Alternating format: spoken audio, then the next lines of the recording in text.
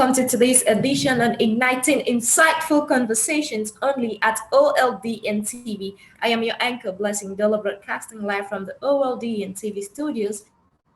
And with me today is an amazing person. He's a wonderful person in the person of Dr. Martin. Hello, Dr. Martin, and thank you very much for joining today's edition. How are you? Fine, thank you. And maybe the title doctor might be coming soon. I'm Mr. Martin Wanjohi. Amazing. Thank you. Thank you Yes, for that yes, correction. So, without yes. any further ado, could you please let us know who you are? Okay, so my name is Martin Wanjohi, and I am the Chief Learning Officer at iPerformance Africa. We are based in Mhm. Thika Town, just about 30 kilometers out of Nairobi. Amazing. That's great. That's lovely. Yes, So, yes, taking us straight because before this, I actually had done a bit of a background check on you and some few drafted questions for you. The yes. first question is, please take me through the iPerformance. That is, please take us through how iPerformance was conceived and her success story. So that question actually got me thinking, and I had a trainer friend who knew both me and another Kenyan friend who was wanting to start a training business. And so put us together and we started iPerformance in Uganda back in 2012. And I came back in Kenya in 2015. And the second thing I did was to establish iPerformance Africa in Kenya. Uh, it was what we'd call a side hustle. So it would be something I'd do between jobs. And I'd focused on the area of learning. And then in 2017, June, I decided to make it a full-time thing. So this is what I do full-time, iPerformance Africa. And our main focus is learning and development with key area of focus, strategy, performance management, and then learning and development. Wow. Yes. Giving that great explanation, I key into one word, learning. So you are a man passionate. You are a man passionately giving to learning. How did you curate this concept? Like, why do you do this? What Uh, drives? So for me, I think it's because I like learning, and so whatever I take on is something I like. It's something I've dreamt about, like this concept of Pan African HR conference started off as a small seed of a webinar we were running between March and between April and September. So we put out a small webinar. I was bored and I was just sitting at home because of the lockdown. And I thought, let me do a webinar and maybe I might keep myself busy. So my target was 100 people. So when we put out the Okay. advert and put the speakers, by the end of the first day, I saw my dream had gone bust. Where we were expecting 150, we were expecting 100 participants, and we had bought the Zoom for a hand package for 100 participants. By the first day in the evening, the bookings were like, or the registrations were up to 250. And when I looked, they were from various countries. So by the end of September, we had a webinar running with 10 countries. So, and that's how we birthed the idea. Why don't we do a conference that would involve not only these 10 countries, but the whole entire continent? And so when that concept came into mind, I realized this might be too big an undertaking for Martin and for iPerformance. So what we did was we put together an organizing committee. So we divided the continent and then got guys from the five areas. So we had representatives from Central Africa, from Southern Africa, from East Africa, from West Africa, and from North Africa. The whole idea was to have a truly representative team that will enable us to achieve a truly Pan-African conference, not having two or three countries and then giving it the big name. And we met about 15 times before the conference itself, every Saturday with the team discussing, and this was the think tank where we would bounce off ideas. They would tell us, no, you need to try and do this and try and do that. So it was, and again, it's something that developed time within time, and then I thought, let's do it. What can be the harm? The worst that can happen is we don't have a conference. The best that can happen is we would have a conference as we envisioned. Wow, Yes. that is amazing. So, as regards this conference, I understand that. Anyways, let me ask you this question: Yeah. gathering over 80 speakers across the globe and predominantly of African descent, how were you able to achieve this and put this cream together within the shortest possible time? Okay. Hello, sir. Are you there? Yes. Hello. Yeah, I can hear you. I can hear you. Okay. Should I take Okay. the Let question me over know. again? Sorry. Yes. Just let me just Okay. use the items here. Okay. Okay. Yeah. You can do the question again. Okay. I asked, gathering over 80 speakers across the globe and predominantly of African descent, how were you able to achieve this and put this cream together within the shortest possible time? Okay. So first of all, let me not give myself the credit of bringing together all those speakers.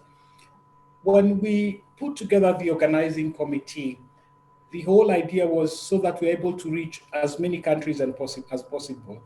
And so one of the things is we put out word through the committee and through the various institutes, can they propose speakers for us? And then when they did propose, we were able to get in touch with the speakers, and that's one was on email and on WhatsApp and LinkedIn. So again, a big role was played by technology in helping put this together, and then also the organizing committee were reaching out to individual speakers. So we had an organizing committee of about 15 people from various countries. So with this team and our team here, we were able to put together that team. I'll not say it was easy, but at least we know it can be done. Wow, that's Yeah. amazing. Thank you very much for sharing that great insight. Thank you Yes. very much. So, speaking of online, the online platform technology adopted was considered a unique, like it was considered a unique atmosphere for, how can I put this for you? Like how, wait, let me rephrase that. Let me put this in fact, let me ask you this one first because something else has been like it has been bothering my mind for a while. I'll ask you this and then I'll come back to that one shortly. The topics Okay. allocated were crafted and uncommonly used in severally HR conferences. They were further indigenized for Africa. How was this possible? Okay. So in the very first meetings with our organizing committee, we we asked them to bring topics that we can have on the conference. First, we started with the theme, and then we were able to break it down to the topics that would support that theme. So we came up with the theme first, and then we looked at what topics would support achieving that theme. So, and when we had about 100 topics at the end of it, and then we had a team that we're calling the panel beaters. So that panel beating team is actually which that refined the topics, and we already had envisioned that we are targeting the Africans in the continent and the Africans in the diaspora. So again, we had 4 tracks to be able to reflect that. If you noticed the format of the training, it was in tracks, and we wanted create a buffet of learning such that even if you cannot find a topic that is not of interest to you. So we didn't want to have a linear conference. So that's why we put so many topics out there to make it interesting, that you have 4 topics, they're all interesting, and suddenly you have to choose one which you want to attend, and you can always watch the video of the others. So again, this was all achieved through teamwork. My, Oh, my role in this my role in this was, after receiving the topics and the profiles of all the facilitators, was placing facilitators to topics, and I saw it worked well. Again, I always say try it, and we had come to test it out in the webinars we had been doing. So we would get a speaker, we would look at their background, and we'd know what exactly they would be good to speak on. Yeah. Wow, wow, that's great. Technology is a Yes. thing, huh? Oh Technology. yeah. Oh yeah. We I- thank God I'll for be, technology. I'll be honest with you. This Pan African conference was actually doable, or we were able to do it because of two things. One, the current pandemic, and Mm. two, the technology. And again, also, the same technology also was a little bit of a challenge as we were executing this. I believe, and that's one of the things we've learned, that infrastructure is not the same across the continent. So that's one of the things we were hoping that maybe by the next conference, uh, things would have changed a little bit. Oh, okay. Hopefully things will change very soon. But this was quite a Yes. great move. It was a great move. I really applaud you and your team for this wonderful, wonderful act. In regards to your team, we gathered reliably that the team is less than 12. How were they able to achieve this milestone that unites Africa? Well, our team is lean, and what we did was we had divided roles and duties. We had already envisioned how this would run before, and so and they put in time prior to the conference. Uh, and I think also one of the people who I'd like to give good credit was the team that was, first of all, designing all the content we were putting out before the conference. That's the videos and the flyers and the posters. They put in time. And now, when we came to execute the training, the whole team was dedicated and everyone knew what they were supposed to do. And to be honest, we had not fully envisioned what executing that would be. And I'll say we put on big shoes. If we had known this is what we would be doing, I think we would have given up early. So it's also not fully knowing what it would take, the demand that it would take was also a good plus for us. But having run one, anytime we would run another one, another conference. Yes. That is wonderful. That is marvelous. More grace to that, sir. More grace to that. The president of SHRM, Mr. Johnny Taylor Jr., was the guest speaker of the event. This is the first time he's speaking in an African conference. How were you able to get him? Well, I'll be honest, I didn't believe we got him, right, until we had him on. But this started out as we were discussing. So we had speakers, we had everything, but we had a guest speaker that was missing. So in one of the committee meetings on Saturday, we were throwing around names, and I told guys, I think I'd be very happy if we got the CEO of Shrim to be the keynote speaker. And so what happened was Dr. Jerry at IPM South Africa said, okay, we will see what we can do about it. I know someone in Shrim in this region. So he talked to a lady called Mofata from Lesotho, who is based in Johannesburg, who has contact with Johnny. And so I think 3 days after, I was just seeing emails flying from the team at Shrim, and the next on the fourth day, we were designing the keynote speaker flyer. The next day, it's approved. And so, honestly, it was through collaboration and networking that we were able to get Johnny. And then full credit goes to Dr. Jerry in the IPM Institute of People Management in South Africa, and Mofata. Those two were very instrumental in getting Johnny on board. Wow. Okay, Yeah. that's wonderful. Yes. I want to tell you this one. It's not like a grapevine, but it's similar to a grapevine information. We were reliably informed that Mr. Martin is a man who tries the impossible. Is that true? Well, I have been known to have a tendency of not wanting simple things and just wanting complex things. So for me, and I think it goes back to about 2 years ago, um, I want to rock the status quo. The status quo, right, being right from learning. Learning is my key area. So I realized we were not doing things as we should be. So I thought, why not change this? So, and I started wanting to do things differently. So, and I've always been trying to see if it's simple, then it means it doesn't stretch you, it doesn't stretch your thinking. And this one thing that was complex, I think it opened up networks I had never imagined. It opened up a few things that if I'd just gone for your ordinary conference, well, I could have said, why go for Africa? We can just do our Kenyan conference and life will go on. But then I thought, let's make for some time I've been thinking around why not bring all HR professionals together, right? And have knowledge sharing. And then that would help in such that we are all at the same level of knowledge, or we are lifting each other up in terms of knowledge. And in the process of doing that, well, I didn't know it was a complex thing, but it turned out to be apparently complex.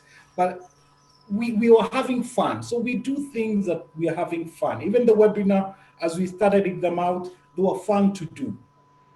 Right. So complex things stretch your thinking, stretch your learning. And I think that's usually the best outcome that you can have. As maybe to mention, our company slogan at iPerformance Africa is always learning. So if you where things are simple, there's no learning that you'll get. But if you move to the deep waters of complexity, that's where learning will happen. Moving to the deep waters of complexity. Yes. Are you not wonderful?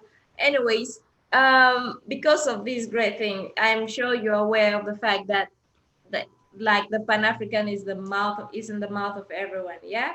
Yes. Anyways, as to that, actually, I drafted something I wanted to ask you. The conference remains the discussion across various African countries. What should we be looking forward to uniquely in the year 2021 Pan African eConference? What is the unique thing we should be looking at? Don't tell me it's a surprise. All Well, that coming. I'll throw in some ideas what we think we would be doing. Now, one of the things we want to do is make it, yes, we've done 180 speakers. If we can do more, it will be our pleasure so that we have a wider variety.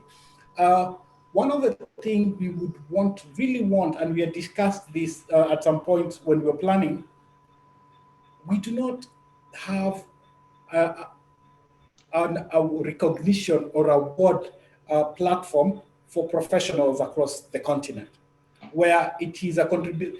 We do, yes, have, but you might find that it is called an African thing, but the awards are for people in one area. So we want to throw out there and say, who are those guys who you know are contributing to knowledge, building the body of knowledge.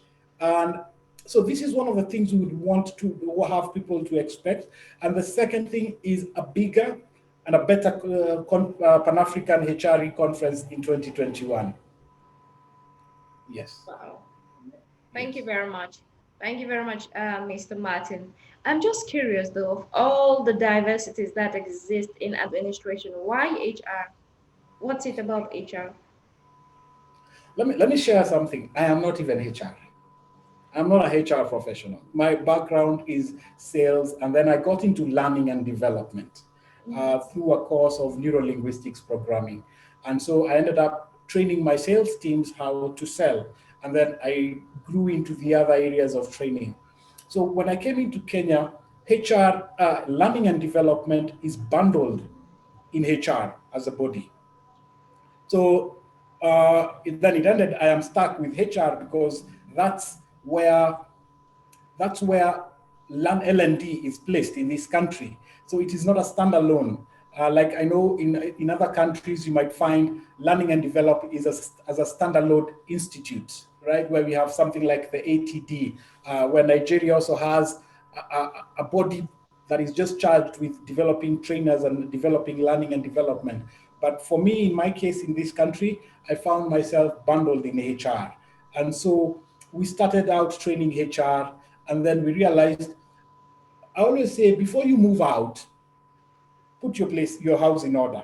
So, and we found we are providing learning for HR. Then once we know we have done well within the HR fraternity, then we can start looking at other professionals. But for now, we stay with HR, and then now we are looking at broader continent for HR professionals. And in our journey to coming in working with the conference, we actually tried to estimate how many HR professionals exist in the continent. We might be wrong, but we came up with a rough figure of maybe 1.5 or 2 million. So that means we have about, on average, 2 million to provide professionals to provide learning. So before we are able to move to the other professionals, let's deal first with HR. That's what's been our thinking. And why we settled on HR is for one reason. HR is the gateway into any organization. HR knows the needs of the organization in terms of learning. They're the ones who receive all the information of what learning is needed in what department or by what profession. So if we are able to, my thinking was, if I am able to impress HR with the kind of learning that we are offering, then we can now move on into organization and to other professionals. Amazing. Giving the kind of person you are, the background you carry, I want to ask you something. In your opinion, do you think you're a leader? Well, Oh, what I and would this question say, actually requires a yes or a no. I would say a leader doesn't think they're a leader. People tell them they're leaders. When I started all this, I didn't envision leading people into anything. I was just living out a dream I thought I had. And we had people, a few people have said, Martin, you're a leader in this. But for me, I'm just saying I am doing something I am passionate about, something I like. And it's just like the webinars we were running. People were You saying, have the thank you very ability much, to Martin. impact in people, hey? Yes. So we were providing learning. I was having conversation with the speakers, and in the process, people were learning, right? So again, I was just living out, looking at people who would be interesting to have discussions with, invite people to listen into those discussions, and learning was happening. So again, I was in my doing, I did not start out to achieve what I was achieving. Started out just to fulfill a personal wish. Hmm. Yeah. So, in other words, are you Yes. a leader or not a leader? Yes, Well, I am a leader. let No, me I am throw not. that. Huh? Sorry. Are you a leader, sir? Yes, I am a leader. No, I am not a leader. Can I answer that quickly? Okay. No, I am not a leader. Huh? Yep. You see, that's a difficult question to answer I know, I because I deliberately might, asked that. yes, It's yes, very complex. because I might say, no, I am not a leader, and people say, he is a leader. I might say, yes, I am a leader, because it's all about what do the people who follow you think about you, not what you think about yourself. You know? Sometimes it has to start with you before it goes out to the other. True, It starts from true. here and then it goes Yes. out. Now, So I'm let asking me. about that from here. What does Well, I this have been told I am a leader, right? and what do I you have think? been told I am a leader. And Yes. what do you think? Are you a leader? I'd like to answer that in the next Pan African HR conference. That is great. Also, I Yes. have this thing going on my page currently, on my LinkedIn page. I was asking because I had interviews with some few persons and they all shared different opinions. And now they made me change my mind towards something. And I'm going to Okay. ask you this. In your opinion, do you think there is something as bad leadership? Do you think So there is as bad leadership. do you think bad leadership is it's what I spoke with someone, a practitioner, and he said Mm. there is nothing as bad leadership. It's either you're a leader or you're not a leader. And he went further to explain. I did not agree with him at that time, but when I had a rethink, I'm like, okay.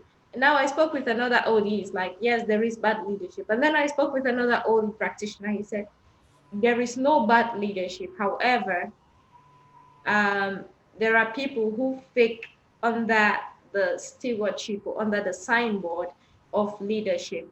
So, because for example, you cannot say there is bad money. It's either there is money or there is no money. Any other thing that looks like money is counterfeit, but it's not money. So that was a very good example. I'm like, okay. So, Okay, but people can be deceived with counterfeit. Now I'm gonna ask you, do you think there is a bad leader or no? I would say you have a leader and no leader. Mm, So if someone cannot provide a leadership, they're not a leader. So and to say that about they're a bad leader, well, you're just describing the level of their leadership or the lack. You're describing the lack of their leadership. So what I would say is, and again, is something also read somewhere that is either you have leadership or no leadership.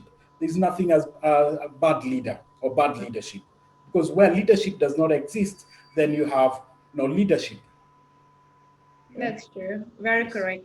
So I Yes. don't know if this is the right platform, but how do you call heads of terrorist groups such as ISIS, Boko Haram, all these kind of people, the head of these groups, the leaders of this group? What do you call them, leaders, or you don't refer to them as leaders?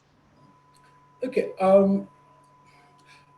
I like to pull something I learned in NLP, and it continues to help me. That every behavior has a positive intention, but Mm, for the person displaying that, right? So again, if I took your phone and I used it, I sold it so that I can feed my family. Me stealing your phone is bad, yes, but my intention of stealing the phone was so as to be able to provide to my family. Now, the act of stealing is bad. Again, every behavior has a positive intention with the person displaying it. Now, and again, also the other thinking is that a person is not their behavior. So all these people, there's a reason why they do what they do. They think they're right. We think they're wrong, right? But again, we always say everybody is entitled to their own opinion, and because it's their opinion, right? yeah. And So would and, you and tell them leaders or no? well, if you look at, if they have people who follow them, then they're leading people. Now, they would be leaders, but leading people to a bad thing. Not their behavior of leadership, but what they're leading people to is what is not good, right? So Yeah. again, if you separate what they're leading the people to and them leading them, right? Because Mm, uh, if you take people who have been put in prison and they change, mm, right? And now they're able to rally people to a good cause, which we all think is good. Then they become good leaders, leading people to a good thing, right? So you can have a good leader leading people to a bad thing. So that's how I would distinguish and differentiate the two. Yeah. Thank you very much for that wonderful explanation. Thank you very much, Mr. Martin. Yes. And thank you, viewers, for watching today's edition. We have come to the end of today's edition.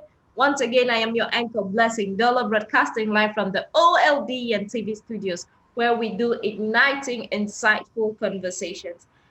To be a part of the OLDN family, please visit www.central.com.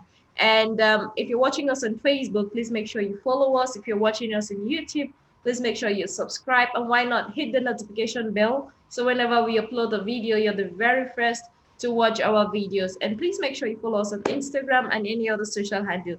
Just at you can be a member of the OLDN family again. To be a member of the OLDN family, www.central.com